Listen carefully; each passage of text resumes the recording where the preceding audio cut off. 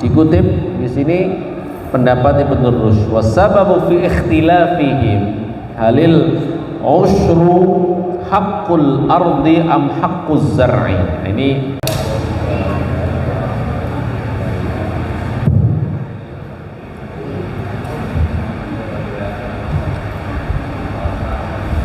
Bapak Ibu kita mulai saja.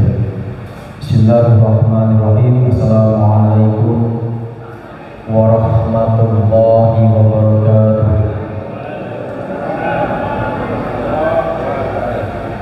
Alhamdulillah, alhamdulillahilladzi arsala rasulahu bil huda wa dinil haqq liyudhhirahu 'ala dini kullihi wa kafa billahi shahida. Asyhadu an la ilaha illallah wahdahu la syarika lah wa asyhadu anna Muhammadan 'abduhu wa rasuluhu la nabiyya ba'dahu. Allahumma shalli 'ala Muhammad wa 'ala ali Muhammad kama shallaita 'ala Ibrahim wa 'ala ali Ibrahim wa barik 'ala Muhammad wa 'ala ali Muhammad kama barakta 'ala Ibrahim wa 'ala ali Ibrahim innaka Hamidum Majid. Rabbi shrah li sadri wa yassir li amri wahlul 'uqdatam min lisani yafqahu qawli. Hadirin jamaah pengajian rutin kajian ibadah yang kami hormati, marilah kita bersama-sama memanjatkan puji syukur kepada Allah Subhanahu wa taala atas nikmat yang telah Allah anugerahkan kepada kita, berupa nikmat iman, nikmat Islam, nikmat sehat, dan nikmat yang lainnya yang pasti tidak akan mungkin kita menghitung-hitungnya. Semoga Allah Subhanahu wa taala dengan nikmat tersebut kita mampu untuk bisa mengikuti, yaitu pengajian atau kajian fikih pada malam ini dengan niat ikhlas, yaitu thalabul ilm, menuntut ilmu, memperluas wawasan tentang keislaman yang merupakan dasar kita sebagai seorang muslim agar kita mengetahui apa-apa yang disyariatkan oleh Allah dan Rasulnya melalui Al-Quran dan hadis-hadis Allah dan Rasulnya. Salawat dan salam marilah kita sampaikan kepada Nabi Muhammad SAW, berikut pada keluarganya, para sahabat-sahabatnya, dan kita pengikutnya sampai yaumil akhir. Hadirin jamaah yang berbahagia, sebelum mengaji dimulai, izinkan kami suatu wawancara menyampaikan acaranya. Yang pertama pembukaan, yang kedua pembacaan ayat-ayat suci Al-Quran, kemudian yang ketiga adalah pengajian atau kajian fikih ibadah yang malam ini akan disampaikan oleh Al-Ustaz Bapak Haji Ahmad bin Syafaq LC&AG, dan yang keempat yaitu tanya jawab, serta yang terakhir adalah penutup. Untuk barokahnya acara ini, marilah kita bersama-sama membuka pengajian malam ini dengan membaca basmalah. Bismillahirrahmanirrahim. Kemudian marilah kita dengarkan bersama-sama lantunan ayat-ayat suci Al-Quran yang malam hari ini akan dibawakan oleh Ananda Nadia. Pada Ananda dipersilakan untuk maju ke depan.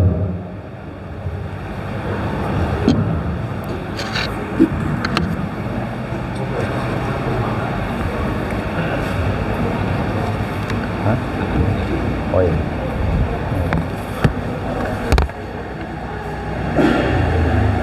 Assalamualaikum warahmatullahi wabarakatuh. Waalaikumsalam warahmatullahi wabarakatuh.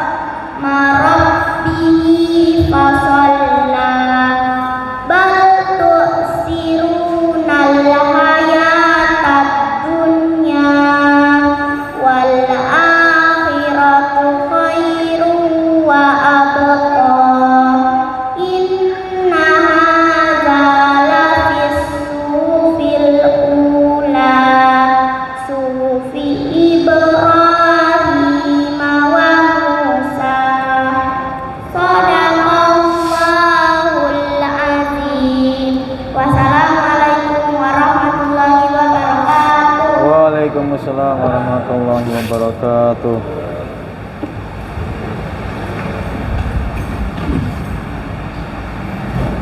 Assalamualaikum, terima kasih kepada Nabi yang telah membacakan surat Al-A'la. Semoga yang membacakan maupun yang mendengarkannya semoga Allah melimpahkan rahmat. Amin.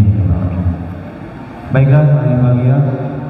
Marilah kita dengarkan bersama-sama kajian fikih ibadah yang disampaikan oleh Bapak Haji Ahmad Musyafa LC yang kami kepada beliau bersilakan.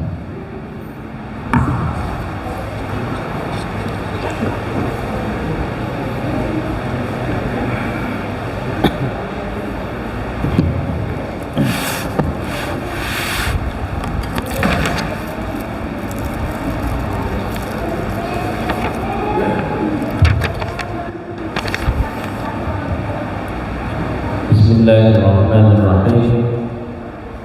Assalamualaikum warahmatullahi wabarakatuh. Waalaikumsalam. Alhamdulillah, alhamdulillahilladzi anzala sakinata fi qulubil mu'minina liyazdadu imanan ma'a imanihim. Wa qala Rasul sallallahu alaihi wasallam annahu majtama qaumun fi baitin min buyutillah yatluna kitabahu wa yatadarasunahu illa wa nazalat alaihimus sakinah wa ghashiyatuhumur rahmah wa hafathumul malaikah wa dzakarahumullahu fi man 'indah. Shadaqallahul 'azim wa sadaqa rasuluhun nabiyul karim wa nahnu ala dzalika minasy syahidin. Amma ba'd. Yang saya hormati Ketua Dewan Kemakmuran Masjid Darul Muslimin beserta seluruh jajaran. Yang saya hormati para jamaah sekalian, bapak-bapak, ibu-ibu, dan yang kita cintai semuanya, adik-adik kita, anak-anak kita. Mudah-mudahan generasi kita diberikan rasa cinta kepada ilmu, diberikan rasa cinta kepada rumah Allah, kerasan betah berkegiatan di rumah Allah Subhanahu wa taala. Maka tilawah Al-Qur'an dari anak-anak yang mudah-mudahan ini juga menyemangati mereka, menjadikan mereka betah ya kegiatan di rumah Allah Subhanahu wa taala. Bapak-bapak, ibu-ibu, adik-adik yang dimuliakan Allah Subhanahu wa taala, kita sudah memasuki tahun baru Hijriah 1445 ya.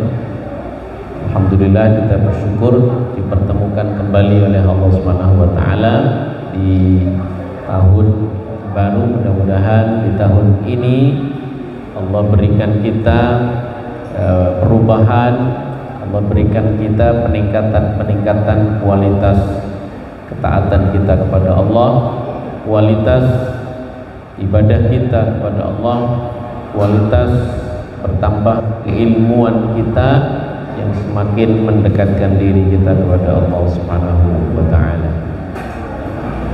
Karena kita dipesankan oleh baginda Nabi Muhammad sallallahu alaihi wasallam, "Man izdada ilman wa lam yazdad hudan, lam yazdad minallahi illa bu'dan." Barang siapa yang bertambah ilmunya tetapi tidak bertambah hidayahnya, maka tidak akan semakin menambah kecuali semakin nambah jauh dari Allah Subhanahu wa taala. Mudah-mudahan kita diberikan ilmu yang barakah, ilmu yang manfaat, dan semakin mendekatkan diri kita kepada Allah Subhanahu wa taala.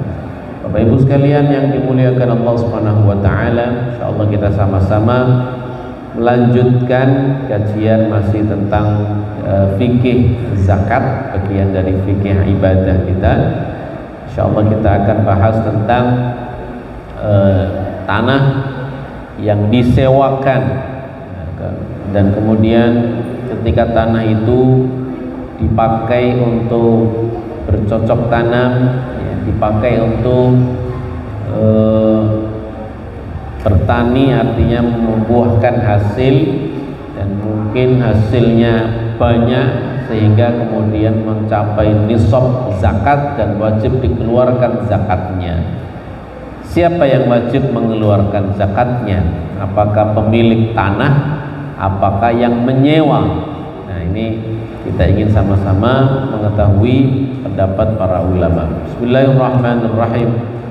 Yara jumhurul ulama anna minal man istajara ardan fazara'aha fazakatu alaihi.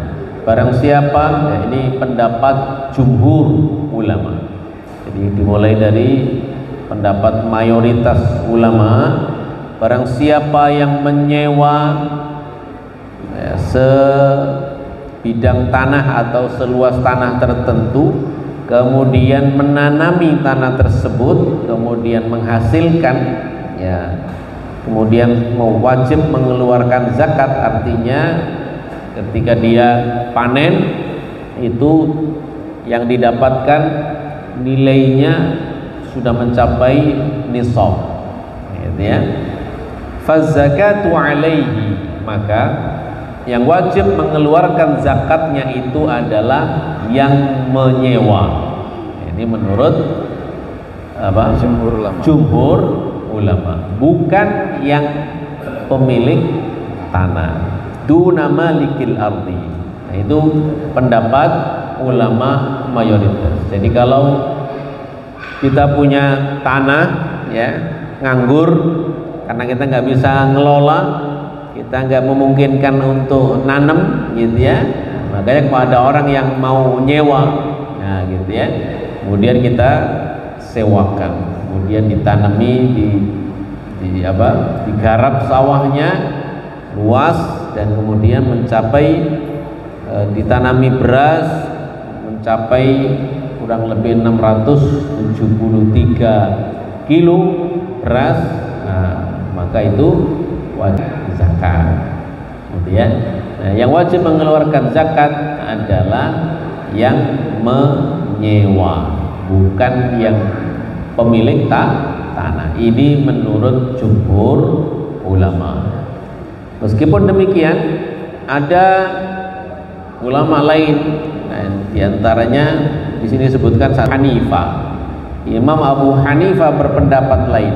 Az-zakatu ala sahibil ardi Jadi yang berhak atau wajib mengeluarkan zakat itu adalah yang pemilik tanah. Asumsinya karena pemilik tanah itu mendapatkan setoran, gitu ya. Dari hasilnya itu dia mendapatkan setoran. Nah, ini menurut Imam Abu Hanifah. Kemudian Ibnu Rushd berkata, apa yang menyebabkan terjadi perbedaan pendapat? Tadi ada jumhur ulama, tadi pendapatnya adalah yang menyewa. Kemudian Imam Abu Hanifah berbeda pendapat, yang wajib mengeluarkan zakatnya adalah pemilik tanah. Apa sebabnya terjadi ikhtilaf? Jadi biasanya kalau di dalam kajian perbandingan madhab itu biasanya disebutkan apa yang menyebabkan terjadi ikhtilaf, perbedaan pendapat di antara ulama. Dan Ibnu Rushd ini kita kenal, beliau mengarang sebuah buku namanya Bidayatul Mujtahid wa Nihayatul Muqtasid. Jadi buku Bidayatul Mujtahid ini namanya adalah mujtahid pemula, ya, mujtahid pemula. Di situ disebutkan perbedaan ulama dalam banyak hal, ya. Jadi dibuat judulnya sesuai dengan tema fikih, tetapi di situ ya hampir seperti yang kita kaji, yaitu adalah fikih 4 mazhab, gitu ya. Jadi satu kasus, kemudian pandangan ulama ini apa, menurut mazhab ini apa, mazhab ini apa, kemudian beliau mengambil satu pendapat yang paling kuat, nah gitu ya. Dari memaparkan perbedaan pendapat, kemudian beliau mengambil dari sekian banyak pendapat yang paling kuat ini adalah pendapat ini, dalilnya ini, gitu ya. Nah ini beliau mengungkapkan satu pertanyaan, 1/10 itu hak kewajiban atas tanah atau hak kewajiban atas tanaman, atas pertaniannya, begitu ya. Nah, disinilah falamma kana indahum annahu haqqun li ahadil amrayni ikhtalafu fi ayyihima. Ya, karena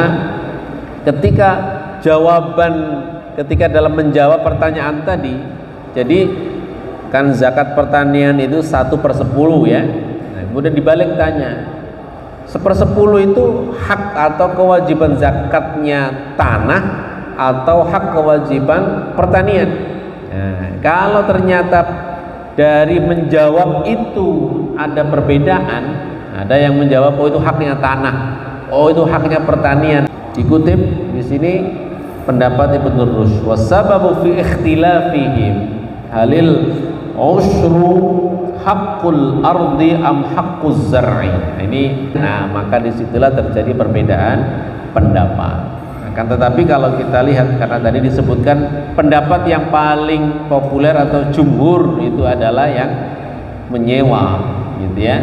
Otomatis di situ adalah tanah itu, ya, tanah itu kalau nggak digarap, dia kan nggak muncul kewajiban zakatnya, betul? Nah, ketika tanah itu disewakan kemudian digarap, baru kemudian menghasilkan. Nah, yang digunakan di sini adalah pertanian, otomatis zakatnya adalah zakat pertanian. Nah, gitu ya. Ini pandangan ketika ulama mengambil sebuah pendapat. Ikhtalafu fi ayyihima aula ayunsaba ila mawdi'il infaq. Sehingga di situ diambil yang paling sesuai, gitu ya. 1/10, apalagi 1/10 itu adalah jelas zakat pertanian, bukan zakat sewa menyewa. Nah, gitu ya, bukan zakat sewa tanah, gitu ya. Wa huwa kaunuz zar'i wal ardi li malikin wahidin fa dhahaba al jumhur ila annahu ma tajibu fihi az-zakah wa huwa al-hubb. Wa dhahaba Abu Hanifah ila annahu ma huwa aslul wujubi wa huwa al-ardu. Nah, kemudian landasannya tadi ya, perbedaan pendapat itu bahwa Abu Hanifah berargumentasinya bahwa ya tanaman itu tidak mungkin menghasilkan kalau nggak ada tanahnya. Jadi kayak mana yang dahulu, telur atau ayam dulu atau telur dulu. Ini pendapatnya begitu Imam Abu Hanifah. Jadi yang aslu, yang pokok itu adalah tanah, makanya tanahnya wajib dizakat. Ini pendapat Abu Hanifah. Karena tapi tadi ya pendapat jumhur itu adalah yang menyewa. Warajjaha Ibnu Qudamah ra'yal jumhur. Kemudian Ibnu Qudamah ini adalah ulama bermadhab Hambali. Beliau bermanhaj Ahmad bin Hambal. Bukunya Ibnu Majah ini Ibnu siapa namanya tadi? Namanya Ibnu Qudamah, ya. Ibnu Qudamah Al-Mughni nama kitabnya. Jadi banyak dijadikan rujukan dan bermadzhab Hambali, Imam Ahmad bin Hambal. Nah, beliau beliau membuat perbandingan dan kemudian mengambil pendapat yang paling rajih, yang paling kuat, dan beliau menguatkan pendapat ra'yul jumhur, pendapat para jumhur ulama. Innahu wajibun fi zar'i. Sesungguhnya zakat itu wajib bagi pertaniannya, bukan untuk tanahnya. Fakana ala malikihi ka zakatil qimah fima idza a'addahu littijar. Maka yang memiliki pertanian tadi, yaitu orang yang menyewa gitu ya, maka dialah yang wajib mengeluarkan zakat. Sebagaimana zakat perdagangan, sebagaimana zakat ya dagang tijarah, bahwa orang mungkin nyewa tempat ya, kemudian dari usahanya yang dinyewa tadi itu ya, dia menghasilkan usahanya, maka yang wajib mengeluarkan zakatnya ini adalah orang yang mengelola ya, berusaha di sini. Adapun nanti kalau misalkan orang yang memberikan penyewaan, ternyata uang yang diterima itu kemudian juga besar dan mencapai nisab, otomatis juga yang menerima sewa dan yang memberikan penyewaan itu juga wajib mengeluarkan zakat. Jadi catatannya tadi ya, kalau mencapai nisab gitu ya. Baik. Kemudian sekarang berapa takdir atau ukuran nisab fin nakhili wal a'nab? Nah, ini ada salah satu sunnah, salah satu perilaku yang pernah dicontohkan oleh baginda Nabi Muhammad SAW dalam membuat ukuran mengeluarkan zakat an-nakhil. An-nakhil itu kurma ya, kurma yang masih di dalam pohon, di atas pohon. Begitu juga anggur, anggur yang masih di atas pohon. Al-a'nab, an-nakhil wal a'nab. Ada yang menyebutkan nakhil di sini adalah buah kurma yang sudah setengah matang. Nakhil ini buah kurma yang setengah matang. Kalau yang sudah keras yang biasa kita dapatkan itu ya, dijual-jual itu namanya tamr. Ini bukan nakhil, tamr. Berarti yang sudah keras itu ya, yang sudah bisa disimpan dalam waktu yang lama. Itu at-tamr. Nah, di sini an-nakhil yang kurma yang setengah matang, yang kemudian kalau dipetik kemudian disimpan ya, itu kemudian mengeras dan menjadi tamr atau menjadi kurma. Baik. Idza azhan nakhil wal a'nab wa bada salahuha. Apabila kurma, berarti ini masih berbentuk balah namanya ya. An-nakhil itu sudah terlihat bahwa dia sudah jadi, dia sudah bisa dimakan gitu ya, sudah bisa dimakan. Nakhil ataupun a'nab, tamr, balah, kurma muda, dan juga anggur yang sudah siap makan, sudah ada rasa manisnya.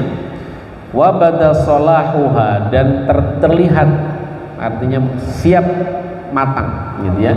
I'tabara taqdiran nisabi fiha bil kharsi dunal kay. Nah, cara menghitungnya itu dengan cara memprediksi. Mungkin pernah lihat orang nebas mangga ya. Kalau kita biasanya ada yang mau beli mangga yang di atas pohon tuh namanya apa, ditebas ya gitu ya, apa namanya? Coba ya, kalau di Jawa Timur namanya ditebas gitu.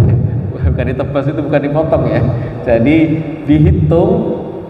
Nah, saya mau beli satu pohon ini 300.000, nah gitu ya, diprediksi, dia ngitung, dia bisa hitung ya gitu ya. Nah, ini ternyata ini juga salah satu tradisi yang ada di Arab gitu ya.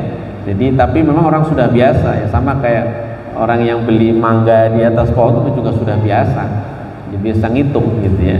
Nah, ini Rasulullah SAW pernah melakukan ini. Namanya disebut dalam istilah fikihnya disebut dengan al-khorsu. Khors ya, khors itu menghitung, memprediksi, mengkalkulasi gitu ya, sehingga kemudian oh ini 10 wasak, oh ini 800 kilo, nah, misalkan begitu ya. Nah, sehingga wajib mengeluarkan zakatnya. Itu namanya al-khorsu. Al-khorsu ini juga satu kebiasaan yang ada di Arab.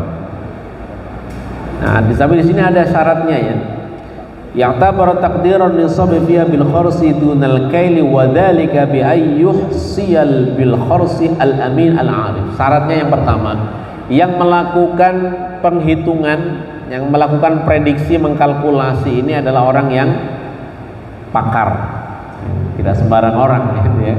Orang yang ngerti lah, yang biasa membuat ngitung. Kalau seorang sudah biasa kan langsung bisa ditebak, oh ini sekian, oh ini sekian, nilainya sekian. Nah, itu ada sepertinya mungkin ada ilmunya ya, saya nggak tahu. Tapi yang jelas biasanya kalau kita pun juga dalam hal tertentu, orang yang sudah punya keahlian ya bisa sangat cepat untuk bisa menghitung dengan prediksi itu. Nah, ma'alan nakhili wal a'nabi min ar-rutabi wal 'inabi. Ya, termasuk di situ dipertimbangkan apakah an-nakhil, apakah kurma yang sudah setengah matang atau kurma masih dalam bentuk balah kurma muda. Ya gitu ya. Tsumma yuqaddiru tamran wa zabiban. Kemudian mengukurnya kalau sudah menjadi zabib, kalau sudah menjadi tamr, ya, kalau kurma tadi kan masih muda, kira-kira nanti kalau sudah, mereka sudah tahu ya prediksinya ini butuh waktu berapa proses sampai menjadi tamr atau kurma yang kering gitu ya. Kemudian begitu juga dengan anggurnya itu sudah menjadi anggur yang kering, itu juga dia bisa memprediksinya. Liyu'rafu miqdar zakati fihi, untuk diketahui berapa sih nisab zakatnya. Nah, gitu ya. Fa idza jaffati thimaru akhadha zakat allati sabaqa taqdiruha. Nah, ketika buah-buahan tadi ya, kurma dan anggur itu sudah kering, nah, kemudian ketika sudah kering maka disitulah wajib dikeluarkan zakatnya sesuai dengan nilai yang sudah diprediksi tadi oleh pakar, gitu ya. Ini salah satu yang pernah dilakukan oleh Rasulullah SAW. An Abi Hamid As-Sa'idi radhiyallahu anhu ghazwana ma'an Nabi ghazwat Tabuk. Abi Hamid As-Sa'idi bercerita, kami dulu perang Tabuk bersama dengan Nabi Muhammad. Ketika sampai di Wadi Al-Qura, di sana kita bertemu dengan seorang perempuan di kebun, punya kebun perempuannya. Kemudian faqala Nabi, Rasulullah mengatakan kepada para sahabat, ukhrusu, wa kharasa Rasulullah. Para sahabat disuruh coba dihitung, gitu ya, diprediksi berapa. Ini ya. Kemudian Rasulullah pun ikut juga melakukan al-kharas. Artinya beliau juga menghitung juga Rasulullah sallallahu alaihi wasallam. Kemudian Rasulullah bersabda, asyaratu ausuk. Oh ini 10 ausuk. Nah, kemarin itu yang wajib mengeluarkan zakat itu kalau 5 ausuk itu sudah wajib mengeluarkan zakat. Nah, faqala laha, kemudian Rasulullah berkata kepada pemilik kebun itu, seorang perempuan, ihsi ma yakhruju minha. Coba dihitung. Jadi Rasulullah hanya memprediksi saja. Kemudian setelah Rasulullah tahu bahwa ini hasil buah-buahannya ini sudah mencapai nisab, makanya Rasulullah baru kemudian mengatakan kepada pemilik kebun itu, ibu, dihitung. Padahal Rasulullah sudah tahu hitungannya, gitu ya. Disuruh ngitung. Yahsi ma yakhruju minha. Coba dihitung semua buahnya. Hadhihi sunnatu Rasulillah sallallahu alaihi wasallam. Ya, ini hadis ya, diriwayatkan oleh Al-Imam Al-Bukhari, hadisnya sahih berarti ya. Jadi yang dilakukan oleh Rasulullah ini adalah salah satu bentuk tadi ya, perintah kepada para sahabat dan juga seorang ibu tadi yang pemilik kebun, bahwa Rasulullah tahu ukurannya, kemudian orangnya disuruh oleh Rasulullah untuk menghitung kembali sesuai dengan ini. Nah, kemudian bagaimana cara menghitung? Artinya namanya buah-buahan itu kan ada potensi rusak, ada potensi dimakan codot, ada potensi apalagi ya, busuk gitu ya, dan macam-macam lah gitu ya. Nah itu juga Rasulullah Shallallahu Alaihi Wasallam ketika memerintahkan itu juga harus diprediksi. Dan akan tetapi ini kan hadisnya Rasulullah boleh ya melakukan penghitungan dengan cara cross prediksi. Nah, kan tetapi berbeda pendapat di sini juga Imam Abu Hanifah. Ya, bersama dengan yang sebelumnya yang berbeda juga Hanafi. Ini juga sama mazhab Imam Abu Hanifah berbeda. Li'annal khors dhannun. Menurut Imam Abu Hanifah yang namanya khors memprediksi, karena prediksi itu kan nggak dihitung satu-satu, tapi hanya diperkirakan. Yang namanya perkiraan itu dhon, kata madhab Hanafi. Nah, gitu ya. Yang namanya dhon itu kan prasangka, jadi enggak bukan menjadi sebuah pengetahuan ilmu yang meyakinkan, karena masih meragukan, namanya dhon. Makanya tidak boleh dijadikan sebagai landasan hukum. Ini pendapat Abu Hanifah. Wa sunnatu Rasulillah sallallahu alaihi wasallam ahda. Akan tetapi Rasulullah pernah melakukannya, oleh karenanya karena ini pernah dilakukan oleh Nabi Muhammad sallallahu alaihi wasallam, otomatis sunnah ini menjadi lebih dijadikan sebagai panduan di dalam menentukan penghitungan zakat dalam hal ini. Bal huwa ijtihadun fi ma'rifati qadri thamar. Nah, kata ulama yang menganjurkan dengan cara prediksi tadi itu adalah ini bukan dhon, tetapi ini adalah ijtihad. Nah, gitu ya. Kalau menurut ulama yang mengambil pendapat khors atau prediksi tadi itu bukan dhon, bukan prasangka, tetapi ini adalah ijtihad. Gitu ya. Kalau ijtihad dengan dhon itu tentunya berbeda. Kalau ijtihad itu kan melakukan usaha maksimal, tentu tadi ya syaratnya dilakukan oleh pakar, dilakukan oleh orang yang ahli, bukan orang sembarangan, sehingga prediksinya biasanya tepat. Ya gitu ya. Kal ijtihad fi taqwimil mutlafat. Nah, sebagaimana ijtihad atau melakukan ijtihad menentukan buah-buahan yang rusak. Nah, sampai buah-buahan yang rusak itu juga terprediksi. Nah, ini ya. Annal 'ada jarat bi akli thamari rutaban fa kana min ad-dharir yasau zakat qabla an tukal wa tusrab. Nah, sesungguhnya kebiasaan yang terjadi itu adalah orang-orang juga ketika masih dalam keadaan rutab atau emas atau buah kurmanya itu masih dalam bentuk kurma segar, kurma muda. Ya, masih dalam kurma muda itu biasanya sudah dikonsumsi, sudah dimakan. Oleh karenanya sebelum dikonsumsi itu harus sudah dihitung. Nah, gitu ya. Sebelum dikonsumsi harus sudah dihitung. Nah. Wa min ajli ayyatasarrafa arbabuha bima sya'u. Sehingga pemilik kebun tadi, orang yang punya tanaman tadi, buah-buahan tadi itu mereka sudah aman gitu ya, mau makan, mau sodako, mau buat keluarga, mau dihidangkan buat tamu karena sudah dihitung. Nah gitu ya, maka aman. Wa yudhamminu qadra zakat wa 'alal kharisi. Nah ini ada juga bagi orang yang memprediksi ayyatruka fil kharsi thuluth awir rubuh. Bagi orang yang memprediksi harus mengecualikan atau harus meninggalkan sepertiga atau seperempat. Jadi tidak boleh semuanya dikalkulasi, harus ada dikecualikan atau tidak boleh dihitungnya itu senilai sepertiga atau 1/4. Ya, itu untuk antisipasi tadi, antisipasi ada yang rusak.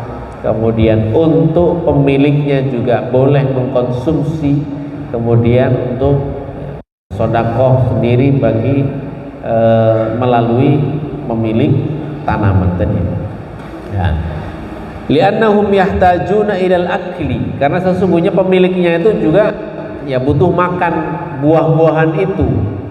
Biasanya kalau makan buah-buahan yang dipanen sendiri biasanya nggak banyak, betul ya? Nggak mungkin itu dimakan sendiri sampai 1 kintal kan nggak mungkin gitu ya. Nah, pasti makan dari hasil panen buahnya itu paling cuma berapa, nah gitu ya, sehingga dibolehkan.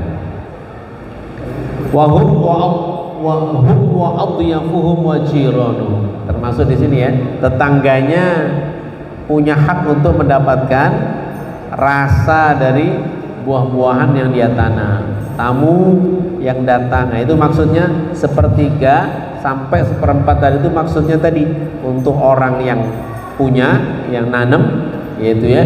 Kemudian tetangga, ya, jadi jangan sampai dijual semuanya, tetangganya hanya ngelihatnya dari samping saja, atau kalau kejatuhan gentengnya kena tapi nggak pernah kebagian rasanya. Nah ini jika di sini diperhatikan betul di dalam Islam, di sini harus diperhatikan, ada diberikan sedekah, diberikan rasanya. Makanya tadi orang yang memprediksi, menghitung itu harus mengeluarkan 1/3 sampai 1/4 yang itu tidak boleh dihitung. Jadi itu termasuk ya perhitungan yang rusak, yang buat yang dimakan, yang jatuh dan lain sebagainya. Gitu ya. Wa tantabu thamratu an-nawaib min akli thairi wal marrah, ya diantaranya tadi dimakan burung, gitu ya, ada yang jatuh dan lain sebagainya. Nah, ini hadis Rasulullah sallallahu alaihi wasallam. Idza kharastum fakhudhu wa da'u adh-dhul. Kalau kalian memprediksi kharas, melakukan kharas, maka lakukan dan tinggalkan 1/3. Itu kata Rasulullah. Fa illam tad'u thuluth fada'ur rubuh. Kalau enggak 1/3, 1/4. Kata Rasulullah sallallahu alaihi wasallam. Hadis riwayat Imam Ahmad dan Ashabus Sunan. Nah, ini yang menjadi landasan boleh melakukan al-khars untuk zakat pertanian. Baik. Al-aklu minaz zar'i, makan hasil panen. Boleh enggak? Jadi kita nanam kemudian mencapai nisab, boleh nggak kita makan? Nah gitu ya. Yajuzu li sahibiz zar'i ayyakula min zar'ihi. Boleh bagi orang yang bercocok tanam, orang yang menanam tanaman di kebun, kemudian menghasilkan hasilnya banyak sekali, yang memiliki ini boleh makan hasil yang ditanamnya. Gitu ya. Wala yuhsabu alaihi ma akala minhu qabla al-hasad, dan tidak dihitung yang dimakan itu. maksudnya tidak dihitung masuk dalam zakat gitu ya, tidak dihitung yang wajib dikeluarkan zakatnya, tidak dihitung. Li'annal 'adata jariyatun bihi wa ma yukaru syai'un yasir, karena ini adalah satu kebiasaan yang sudah biasa terjadi gitu ya, dan biasanya kalau makan ya paling sekedarnya saja, nggak mungkin bisa makan yang banyak. Wa huwa yushbihu ma ya'kuluhu arbabus thimar min thimarihim. Ini sama dengan tadi ya, bahwa orang yang punya buah-buahan ya, punya kebun buah apel 1 hektar gitu ya, pasti dia ya makan juga mesti gitu ya. Tapi kan nggak mungkin makannya bisa habis banyak, makannya sekedarnya. Ini penilaiannya seperti itu, sehingga dibolehkan untuk makan dari hasil tanaman atau buah-buahan. Suila Ahmad amma yaqul arbabuz zur minal fariqi qala la ba'sa yaqula. Ini Imam Ahmad ditanya, boleh enggak ya orang yang mempunyai kebun yang panen makan dari hasil tanamannya? Boleh ya, gitu ya. Baik, kita lanjutkan kemudian bahasan berikutnya, dhammuz zuru'i was thimar. Kadang-kadang kita dalam satu kebun itu tidak hanya satu macam buah-buahan gitu ya. Ada gandum yang ditanami, ada gandum, ada buah, ada kurma, ada anggur gitu ya. Ya. Kalau satu-satu, anggur saja nggak mencapai nisab. Kalau kurma saja tidak nyampe nisab. Kalau gandum saja nggak mencapai nisab. Tapi kalau dikalkulasi semua itu mencapai nisab, gitu ya. Nah ini gimana? Yang harus dikeluarkan zakatnya? Boleh nggak digabung? Ya, kemudian dikeluarkan zakatnya. Karena di sini bukan dijual dulu ya, tapi langsung barangnya. Beda kalau kasusnya dijual. Kalau dijual nggak ada masalah. Kalau sudah dicampur, sudah jadi bentuk uang, kemudian dikeluarkan zakatnya dalam bentuk uang, nggak ada masalah. Nah ini kalau pertanian itu kan, kalau zaman dulu ya, zaman sekarang juga untuk memudahkan semuanya pakai uang kalau memudahkan zakatnya. Nah, kalau zakatnya digotong-gotong dalam bentuk barang itu kan ya memang itu kuno sekali, zaman dulu banget gitu ya. Nah, ini konteks di sini juga sama, ini kaitannya zaman dulu, sehingga tidak memungkinkan untuk digabung gitu ya. Nah, gitu. Jadi karena masing-masing punya perhitungan 1/10. Nah, ittafaqal ulama ala annahu yadhummu anwa'as thimar ba'dahu ila ba'din. Nah, ulama bersepakat bahwa yudhammu dikumpulkan macam-macam buah-buahan antara satu dengan yang lain.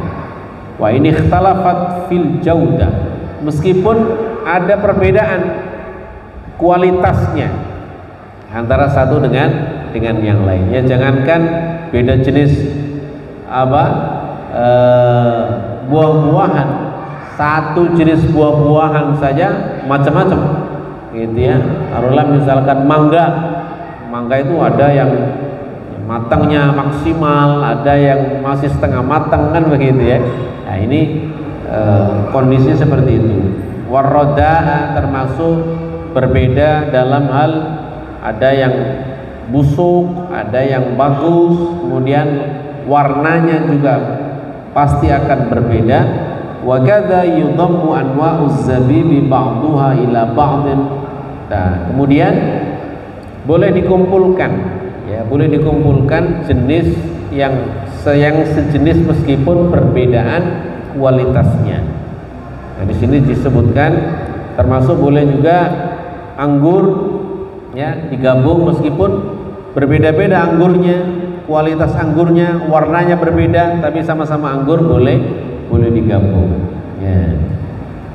Wa kadza anwa'us sa'iril hubub, masuk berbagai macam buah-buahan yang lain boleh. Wattafaqu aidan ala anna urud at-tijarah tudammu ila al-athmani wa tudammu al-athman ilaiha. Adapun barang-barang dagangan, nah itu dikumpulkan itu kalau sudah dalam bentuk uang, ya, dalam bentuk harga, gitu ya. Jadi kalau barang-barangnya misalkan barang kalau kaos, ya nggak bisa digabung dengan dagangan yang lain, kecuali kalau sudah dikalkulasi dalam bentuk harga, nah itu bisa digabungkan, bisa dikumpulkan. Illa anna Syafi'i la yadhummuha illa ila jinsin ma isturiyat bih. Nah, kecuali Imam Syafi'i berbeda pendapat, beliau tidak digabung, ya, kecuali yang satu jenis, kecuali yang satu macam, ya, yang dibelinya. Li'anna nisbaha mu'tabarun bihi wa tafaqu ala annahu la yudammu jinsun ila jinsin akhar. Dan tidak bisa digabungkan antara jenis satu dengan jenis yang lain. Contoh misalkan antara anggur dengan beras, nah ini nggak boleh digabung, kecuali anggur sama anggur, beras dengan beras, meskipun berbeda-beda macam jenis berasnya, ini yang boleh. Tapi kalau antara kurma digabung dengan beras, nah itu tidak boleh, ya, tidak boleh digabungkan, kecuali kalau sudah terjual, sudah dalam bentuk harga, nah itu nggak ada masalah. Tapi kalau mau dikeluarkannya dalam bentuk barang fisiknya, maka tidak boleh digabung. Mata tajibu zakatu fi zuru'i wath thimar. Kapan wajib mengeluarkan zakat bagi orang yang mempunyai tanaman dan juga mempunyai buah-buahan? Tajibu zakatu fi zuru'i idza ishtaddal habbu wa sara farikan. Jadi kapan kita wajib mengeluarkan zakat? Kalau kondisi keadaan tanaman itu sudah matang, sudah jadi, sudah siap dikonsumsi, layak dimakan, maka itu sudah kewajiban untuk dikeluarkan zakatnya, gitu ya. Artinya tadi ya, dengan cara bil khors, dengan cara diprediksi, oh ini hasilnya sekian, nah wajib dikeluarkan zakatnya kalau mencapai nisab. Wa ya'rafu dzalika bihmiraril balahi. Diketahui kalau kurma itu dengan warnanya sudah berubah menjadi merah. Kalau kurma muda itu kan warnanya kuning, ya. Nah, kalau dikeringkan berubah menjadi warnanya merah dan sampai hitam, gitu ya. Nah, itu wajib dikeluarkan zakatnya. Wa jarayanil halawatu fil 'inabi. Nah, kalau anggur itu kalau sudah ada rasa manisnya, gitu ya. Jadi nggak kecut semua. Tapi kalau sudah ada manisnya itu berarti sudah jadi, sudah siap dikonsumsi, sudah boleh untuk dikeluarkan zakatnya kalau dipanen saat itu. Wala tukhraju zakatu illa ba'da taswiyatil habbi wa jafafil amri. Dan zakat kalau tadi menghitungnya, ya, mulai wajib dikeluarkan zakatnya. Nah sekarang ketika mengeluarkan zakatnya itu kalau kurma itu harus menunggu kering, gitu ya. Kalau menunggu kering, begitu juga kalau inab, anggur, sama kalau sudah kita jafaf fit thamar. Jadi kalau sudah kering, beda dengan buah-buahan di kita, ya.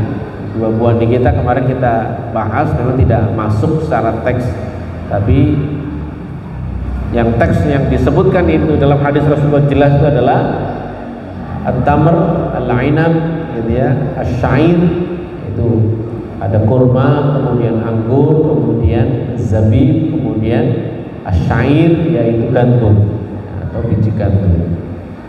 Wa idza ba'a az-zari'u zar'ahu ba'da istidadil habbi wa buduwi salahi tamri fa zakata fa zakatu zar'i. Kalau sudah matang, sudah layak dikonsumsi, ternyata orangnya menjual. Ini berarti pandangan kita bahwa kalau yang sebelumnya itu orang mengeluarkan zakatnya itu dalam bentuk barang, buahnya yang dikeluarkan, bukan dalam bentuk harga, bukan dalam bentuk nominal uang. Nah ini kasusnya. Kalau yang sekarang ini kita bahas ini adalah bagaimana kalau sudah dijual dan ketika menjualnya tadi sudah layak konsumsi. Kalau kurmanya sudah layak konsumsi, sudah bisa dipanen, kemudian anggurnya pun juga sudah ada rasa manis, ternyata dia menjualnya dulu. Nah, gimana itu hukumnya? Wa idza ba'a az-zari'u zar'ahu ba'da ishtidadil habbi. Ketika orang menjual, yang menanam tadi menjual, ketika kondisi buahnya sudah padat, jadi sudah butuh salah, sudah layak dikonsumsi, fa zakatu zar'i, maka orang yang memiliki tadi itu wajib mengeluarkan zakatnya. Bukan orang yang membeli tadi ya, tapi dia yang menjual itu dia wajib mengeluarkan zakatnya. Wa thamruhu alaihi, termasuk juga buah-buahan yang dia jual tadi, bukan orang yang membeli, dunal mushtari, bukan orang yang beli ya, bukan, tapi orang yang nanam, yang jual, jadi itu yang wajib mengeluarkan zakatnya. Nah, sudah 8:30. Saya cukupkan ya, untuk lebih banyak kita diskusi biar tidak ngantuk karena cuacanya semriwing gitu ya. Dan di waktu-waktu yang setelah seharian kita beraktivitas, mudah-mudahan kita bisa tetap semangat untuk belajar. Wallahu a'lam bishawab.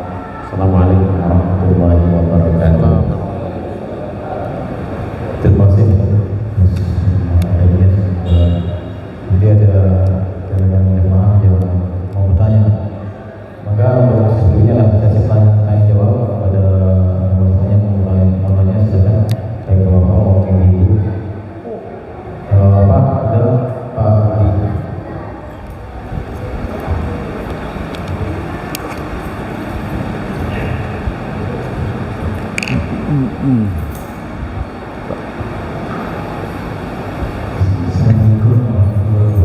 Salam. Saya mau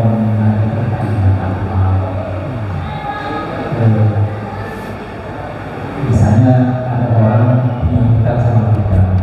Punya apa? Orang punya hutang, jadi punya hutang sama kita. Udah berapa tahun lah kemungkinannya bekerja di misalnya.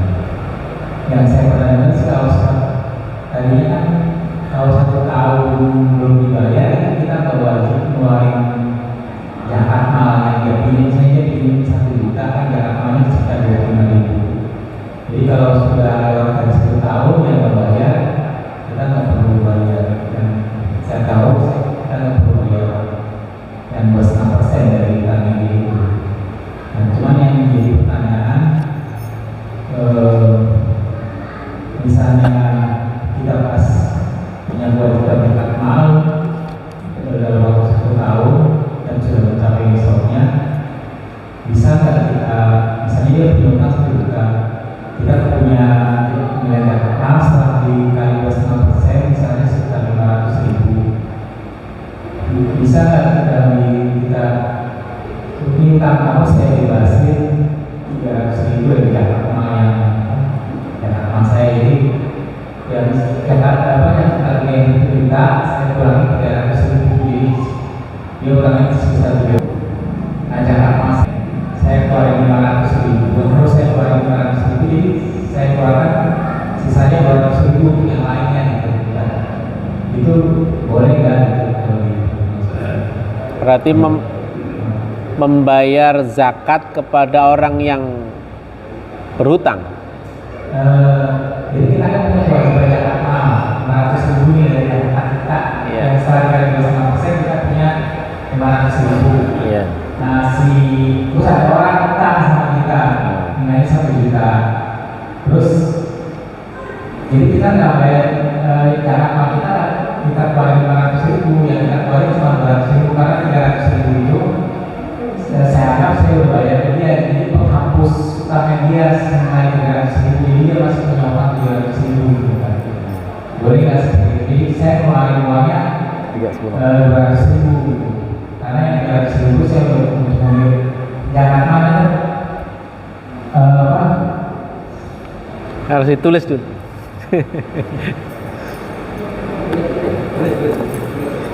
Hutangnya berapa? 1 juta. Ya, saya si A utang 1 juta sama B gitu kan. 1 juta kepada B. Oke, terus? Nah, si B ini punya kewajiban zakat mal, misalnya setelah dikali 25% dia punya kewajiban zakat mal 500.000. Ya, wajib zakat. Ya, kewajiban zakat mal dikali 25% dari hartanya itu nilainya misalnya 200.000. 500.000. Oke. Nah, terus kita ngomong sama si A, udah jangan kasih ke kamu aja dengan nilai 300.000. Bentar. Dia utangnya ke siapa ini? Utangnya ke B. Oh, ke B. Nah, Oke. B-nya bilang apa? B-nya bilang ke A. Ya. Jangan di sini saya kasih apa? Jangan mal saya ke kamu. Ya. Dengan sebagai pengurangan utangnya gitu kan. Ini bayar zakat. Ya, jangan mal.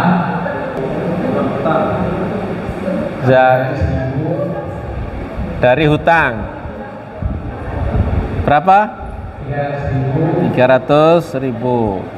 Nah, jadi utangnya ini tinggal 300.000. Berarti hutangnya tinggal 200. Nah, sisa 200. Nah, itu saya bagikan ke B A ke yang lainnya lah, Ke yang lainnya. ke fakir yang lainnya. Oh, ya. Yang 200.000. Jangan Ini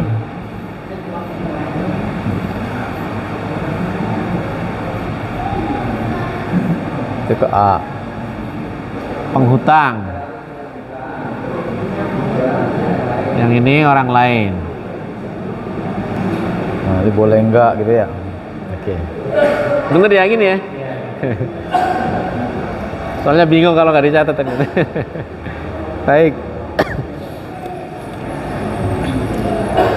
Jadi yang ditanyakan adalah boleh nggak mengeluarkan zakatnya kepada orang yang hutang. Ini kira-kira kalau waktunya berapa lama ini? Hutang apa? Dia hutang segini ini sudah berapa lama ini? 2 tahun. Oke. Baik. Boleh nggak mengeluarkan zakat kepada orang yang berhutang? Tentu kita yang pertama kita mengenal ya, kalau di dalam asnaf zakat gitu ya, orang yang menerima zakat itu wafir riqab, budak, wal gharimin. Apa gharimin nih? Hutang. Orang yang hutang. Hutangnya. Nah, memang penjelasan hutang ini juga artinya ada berapa golongan? 8. 8. Ada apa saja? Fakir, Innamas shadaqatu lil fuqara, orang fakir, wal masakin, orang-orang miskin. Kemudian wal muallafatu qulubuhum, orang yang hatinya perlu dikuatkan. Adalah orang yang hutang, dia orang yang berjuang di jalan Allah sampai dia menghutang. Misalkan dia bangun masjid gitu ya. Ya, dia untuk menghidupi musola, untuk menghidupi masjid, dia sampai rela hutang begitu ya, biar menghidupkan dia berjuang di jalan Allah. Nah, itu yang disebutkan kategori gharimin, orang yang berhutang. Artinya bukan orang yang hutang konsumtif ya, gitu. Nah, di sini kalau kita melihat kira-kira orang yang hutang di sini kategorinya ya, menurut kita sesungguhnya kalau dilihat dari sisi tekstualnya, maka orang ini adalah orang yang juga termasuk orang yang mustahik zakat, gitu ya. Orang yang berhak menerima zakat. Dan itu kita juga, ini luar biasa. Jadi kita juga mempunyai pahala karena kita membantu dia, meringankan beban dia untuk kewajiban dia membayar zakat, gitu ya. Artinya meskipun uangnya kan nggak masuk sini kan, itu penghitungannya gitu ya, penghitungannya untuk pengurangan ini. Pengurangan gitu ya. aja. Ini itu sudah salah satu bentuk tasarruf keringanan zakat yang kita berikan. Kemudian sesungguhnya yang 500 itu masih utuh lah ya, gitu ya, masih utuh. Kemudian itu bisa kita berikan distribusi kepada yang lain, artinya 300 bisa menjadi tetap milik kita gitu ya. Kemudian yang 200 itu adalah kewajiban yang lain yang kita berikan kepada orang lain ya. Tentu ini semuanya sudah dihitung ya, kewajiban zakatnya memang segitu, jadi ini nggak ada masalah gitu ya. Itu bisa menjadi salah satu solusi, dan tadi ya untuk juga meringankan. Ini sudah salah satu solusi, begitu ya. Jadi termasuk diantara orang yang berhak menerima zakat, satu. Kemudian yang kedua, ini juga akan membantu dia karena dia sesungguhnya dia kebutuhan, gitu ya. Nah ini tinggal kita menghitung ya, tinggal kita mengkalkulasi kalau dia berhutang ini seperti apa karakter orangnya, begitu ya. Nah itu karakter orangnya, karena kan orangnya juga kita lihat ternyata dia berhutang itu untuk sesuatu yang tidak dibenarkan secara syariat misalkan. Nah tentu itu juga tentu itu tidak masuk di dalam kategori ini, gitu ya. Tapi kalau wajar-wajar saja orangnya ya orang baik lah, begitu ya, tidak untuk satu yang kemaksiatan kepada Allah Subhanahu wa taala, maka itu boleh dilakukan seperti ini, begitu ya. Allahu a'lam bishawab. Ada lagi ke Pak Yono.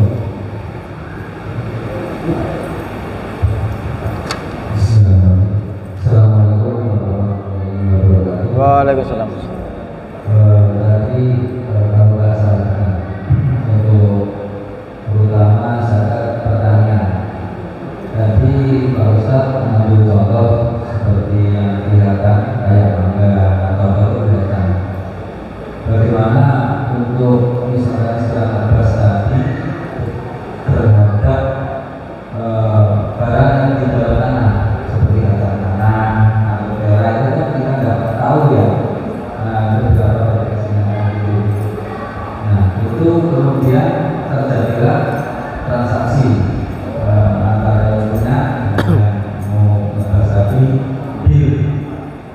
Ternyata setelah panen hasilnya tidak sesuai dengan prediksi, kemudian ada satu unsur kekecewaan. Nah dalam hal ini bagaimana untuk sikapnya? Terima kasih. Wassalamualaikum warahmatullahi wabarakatuh. Assalamualaikum warahmatullahi wabarakatuh. Iya, baik, terima kasih. Bagaimana kalau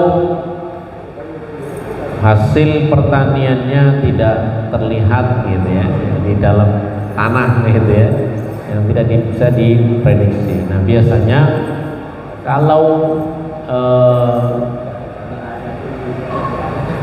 dalam hal zakat gitu ya, ini harus dibedakan. Ini harus dibedakan. Kalau yang ini adalah yang kita bahas ini adalah pembahasan tentang menghitung untuk kewajiban zakat. Satu, bukan menghitung untuk jual beli. Paham ya? Jadi yang tadi yang saya contohkan itu adalah menghitung al-khors, itu maksudnya adalah menghitung diprediksi untuk zakat ya, bukan untuk dijual ke orang lain. Yang saya contohkan tadi itu adalah pakarnya gitu ya.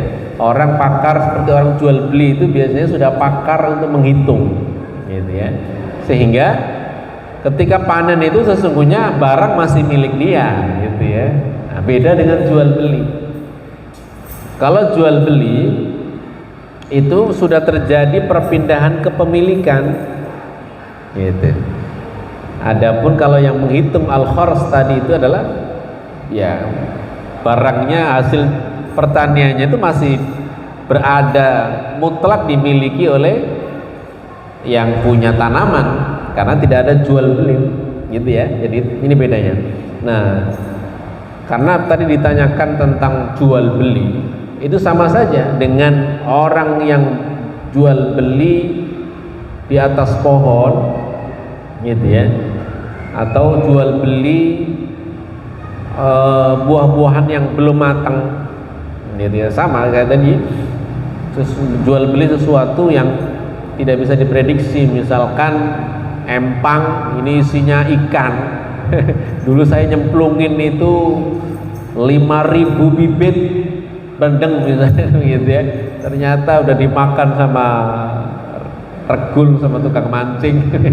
Ternyata tinggal berapa, begitu ya. Sama kayak kasusnya begitu. Makanya kalau di dalam jual beli ini tidak boleh, ya. Kalau di dalam jual beli tidak boleh, karena tidak memenuhi syarat hakut tamlik, hak kepemilikan, dan hak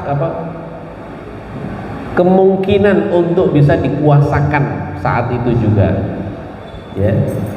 Al-qabdu, potensi untuk bisa dikuasakan di saat itu tidak terpenuhi, sehingga itu kalau di dalam jual beli yang zaman dulu itu tidak boleh, gitu ya. Untuk apa tadi itu? Untuk menghindari terjadinya tadi kekecewaan, komplain, gitu. Nah, itu nanti juga kalau dalam sekarang di zaman kontemporer ini nanti kasusnya sama dengan jual beli online. Ya kan? Jual beli online itu kan kita tidak menguasai ya barang. Misalkan kalau di foto itu kan bagus spesifikasinya, warnanya, kalau ini ya spesifikasinya, ternyata dan tadi yang dikirim ternyata berbeda. Kalau di situ kalau ternyata dikirim yang berbeda, maka dia berdusta, begitu ya. Nah, makanya di sini harus betul-betul jujur. Dan ada jual beli yang tadi bayar di depan, kemudian barang baru akan diberikan. Di dalam Islam itu ada namanya ada istisna, gitu ya. Istisna. Kalau istisna itu seperti pesan. Jadi saya mau pesen raknya belum ada, baru mau dibikin, gitu kan? Baru dibuat spesifikasinya, bentuknya ini, ukurannya sekian. Nah, itu namanya bai'ul istisna, jual beli yang baru akan dibikin. Ada macam-macam jual beli, begitu ya. Nah, salah satu di antara tadi itu yang jual beli yang ada potensi gharar namanya, ya, ada potensi untuk tidak kejelasan. Nah, itu yang dihindari. Kalau jual beli tidak boleh, gitu ya. Nah, kecuali yang tadi kalau memang ada kesepakatan, itu jauh lebih baik ya. Kalau zaman sekarang kalau terjadi ternyata tidak sesuai prediksi misalkan, nah itu baiknya dibuat perjanjian sehingga nanti ada komplain dan lain sebagainya. Ya, begitu ya. Jadi sekali lagi, kalau tadi yang saya contohkan ini adalah dalam prediksi untuk dikeluarkan zakatnya, sedangkan kalau untuk jual beli itu hukumnya berbeda. Jadi kalau jual beli tidak boleh, harus betul-betul dipastikan tidak menimbulkan masalah di kemudian hari. Makanya ada syarat jual beli, diantaranya itu adalah kepemilikan adalah murni dimiliki oleh penjual, gitu ya. Kemudian bisa dilihat secara langsung barangnya ada dan bisa dipilih, itu jelas barangnya jelas ada. Wallahu a'lam bishawab. Baru Ibu, barangkali ada yang ingin bertanya? Ibu? Ada? Oh, ada. Mana, Bu? Assalamualaikum warahmatullahi wabarakatuh. Waalaikumsalam warahmatullahi wabarakatuh. Di luar tema nggak apa-apa ya Pak Ustaz? Nggak apa? Mangga Bu, kalau saya bisa jawab, kalau nggak bisa nanti PR. Sekarang kan bulan Muharram ya, Iya. dianjurkan MSD ini kan apa tuh namanya untuk menyantuni anak yatim. Terus ada yang bilang kalau anak yatimnya orang kaya katanya nggak usah disantuni. Maksudnya tuh difokuskan untuk anak yatim yang miskin atau semua anak yatim. Soalnya kan kriterianya bukan kayak zakat dari Pak Ustaz. Kalau zakat kan istilahnya buat fakir dan miskin. Tapi kalau Muharram kan khusus untuk menyantuni anak yatim. Maksudnya gimana gitu? Baiknya. Iya, assalamualaikum. Waalaikumsalam warahmatullahi wabarakatuh. Iya. Nah, ini ada pertanyaan anak yatim, ada anak yatim yang miskin, ada anak yatim yang kaya, gitu ya. Nah, kemudian perlu kita definitifkan yang disebut dengan anak yatim itu ya anak, gitu ya. Ketika dia sudah mencapai al-bulugh, ketika dia sudah mencapai baligh, maka dia tidak dihukumi sebagai anak yatim. Ini saya anak yatim, udah jenggotan, udah ubanan, bapak saya meninggal. Jadi jangan sampai nanti ada bapak yatim. Itu namanya yatim. Jadi namanya anak yatim gitu ya, tentu anak-anak itu satu. Kemudian ada anak yatim yang memang dia orang tuanya kaya, kemudian dia mendapatkan warisan itu, tapi karena dia anak-anak, dia tidak bisa mengelola uang itu, ya kan? Gitu ya. Makanya dalam Al-Qur'an disebutkan wala ta'kulu amwalal yatama zulman. Ya, janganlah kalian memakan harta anak yatim. Nah, jadi yang begitu. Ada anak yatim, ya. Ada yang mengelola harta anak yatim, gitu ya. Karena orang tuanya meninggalkan harta yang banyak, anaknya nggak bisa ngelola uang karena masih anak-anak. Padahal ini hak dia, punya dia, gitu ya. Nah, ini kemudian diselamatkan hartanya. Nah, makanya kita nggak boleh kemudian orang semena-mena perlakukan harta anak yatim. Wala ta'kulu amwalal yatama dzulman innama ya'kuluna fi butunihim nara. Kalau dia makan harta anak yatim, sesungguhnya dia memasukkan api ke dalam perutnya. Ya. Ini apa yang patut kita pahami, bahwa tadi ya kondisi anak yatim ada dua. Makanya tadi betul yang ditanyakan. Ya, bagaimana dengan prioritas? Kalau kita melihat dalam redaksi umumnya, bahwa kita itu diperintahkannya adalah untuk menyayangi anak yatim. Itu satu, ya. Jadi konteksnya itu adalah bagaimana kita bisa menjadi orang tua bagi anak yatim, menyayangi anak yatim. Oleh karenanya menyayangi itu ya macam-macam. Misalkan ya, anak itu kan nggak ngerti. Kalau dia punya uang juga mungkin dia nggak ngerti, gitu ya. Nah, ketika yang lain teman-temannya sesama anak yatim misalkan, dia disantuni, kemudian dia nggak dapat santunan, nah, dia bersedih, mungkin dia sedih ya. Nah itu berarti dia itu harus juga kita santuni. Dan di situ konteksnya itu adalah menyayangi anak yatim, menanggung anak yatim. Boleh jadi, gitu ya. Menyantuni itu juga mungkin ya dari pengelolaan hasil harta anak yatim dikelola menghasilkan kemudian dikembalikan kepada anak-anak yatim, itu juga bisa dilakukan, gitu ya. Nah, kalau kita lihat hadis Rasulullah SAW, ana wa kafilul yatim kahataini fil jannah. Saya bersama dengan anak yatim seperti ini di surga. Artinya dekat dengan Nabi Muhammad SAW. Nah, mungkin anak yatim, mungkin dia masih ada ibunya.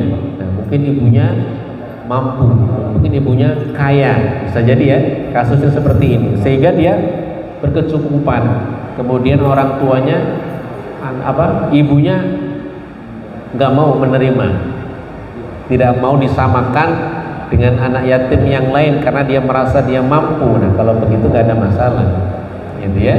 Kalau itu nggak ada masalah. Artinya ibunya masih ada, kemudian bukan yatim piatu ya, ibunya masih ada, hartanya dikelola oleh ibunya, dia mutlak dikelola oleh bukan orang lain yang mengelola, maka dia tetap mendapatkan kasih sayang dari ibunya. Adapun sebagai ya salah satu bentuk menyayangi anak yatim, ya ada masalah, begitu ya. Jadi itu boleh ya, tidak ada larangan. Akan tetapi kalau mau diprioritaskan kepada yang lain jauh lebih baik. Gitu. Pada intinya adalah bagaimana kita tadi tetap mempunyai rasa kasih sayang. Gitu ya. Yang namanya anak yatim tinggal ayahnya, ya mungkin ada perbedaan dengan teman-temannya yang ada ayahnya yang mendapatkan kasih sayang dari orang tuanya. Kemudian ketika kita kasih dia betapa senang. Nah itu kalau salah satu tujuan bagaimana kita memberikan kasih sayang kepada anak-anak yatim. Artinya itu boleh ya, kalaupun diprioritaskan untuk yang lain, nah itu bisa juga lebih baik kalau masih ada yang belum terpenuhi, gitu ya. Wallahu a'lam bishawab. Cukup ya, baik.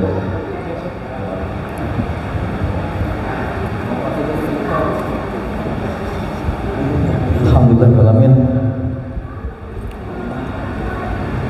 Kenapa sudah kita jalani semuanya pada ini, dan mudah-mudahan bisa puas dalam materi maupun dalam tanya jawab yang dilakukan. Dan nanti kalau ada yang puas maka di dalam layar Pak Ustaz siap untuk menjawab pertanyaan di dalam layar. Baik Bapak Ibu semuanya, kita akhiri pengajian malam hari ini. Marilah kita akhiri bersama membaca hamdalah dan doa penutup majelis. Alhamdulillahirabbil alamin. Subhanaka Allahumma wa bihamdika asyhadu an la ilaha